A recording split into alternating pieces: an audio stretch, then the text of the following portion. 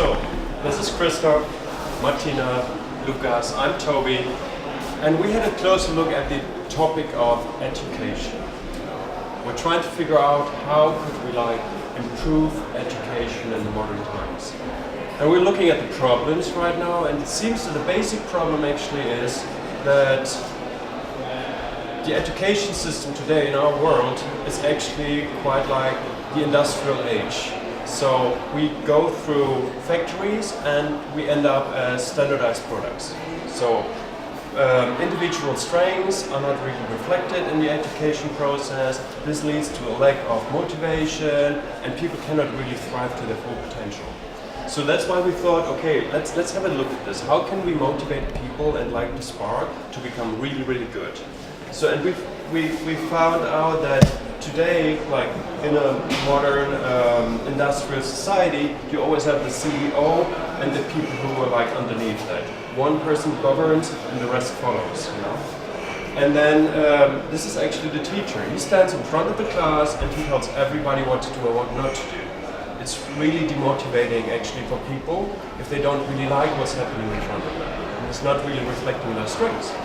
That's why we said, okay, let's turn the teacher into a coach. Put the people or the pupils or the students onto a field, let them play according to their own strengths, and let the coach actually manage the individuals and make them work together. You know, this, like, in our opinion, increases the individual motivation at least 10 times. So how do we do that? So the process would be like, if you enter school, a person who's able to do that creates something like an individual profile of every student. He tries to find out what the strengths are, what the weaknesses are, what like the talents are, where those little kids go crazy, you know. And so they form like little teams according to interest and passion, you know. And the school or the coach puts them onto like a playing field. And the playing field could be a simulation of reality. You can start very simple, very easy, like in the early age, whatever. You plan to, I don't know, build a playing ground or something, and everybody gets their role. One has to plan, the other one has to design, the third one has to, like, I don't know, construct something, the fourth one has to test something, and all that stuff, you know.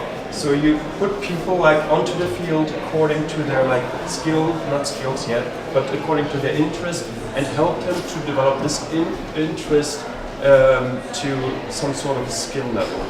But this may sound very like static in the beginning, but this is actually just an orientation. So people can actually, in the course of their education,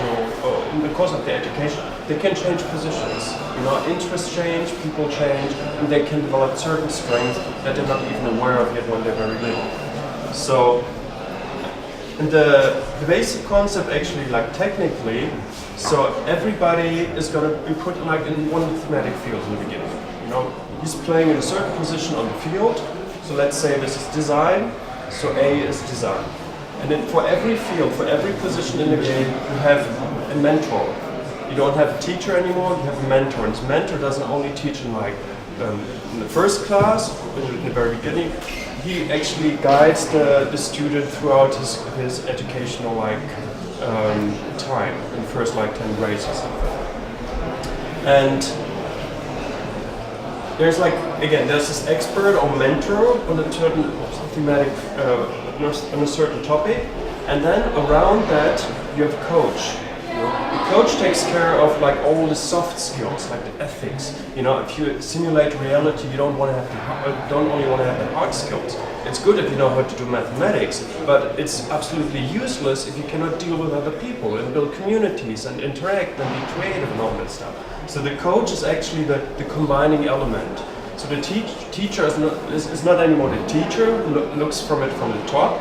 So the coach is something like who creates the playground and looks after people that everything is working smoothly and gives them guidance. Actually, we're thinking of hiring Peter for that, because like this passport is a wonderful tool we could use for that.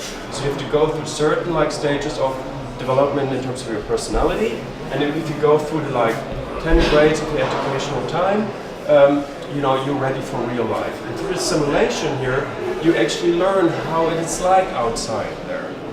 If you simulate reality, you're more likely to actually function, whatever that word means, in reality.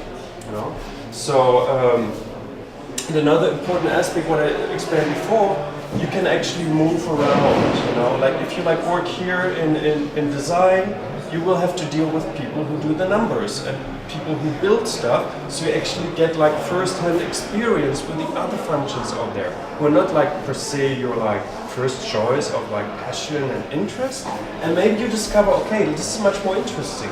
B is more interesting than A, what I thought was a super nice thing for me. So you actually can move around here and see what you're really good at, see what you really like. If you get out of school, you actually do what you really want to do and what you're good at, and you have a certain passion for that. So the basic purpose of this approach is really to prepare you for the real life in a fun way, that you're good at it and that you're creative and that you're able to communicate and collaborate with other people. And this is what's needed in the knowledge society. We don't need specialists anymore, we need highly educated generalists. Thank you.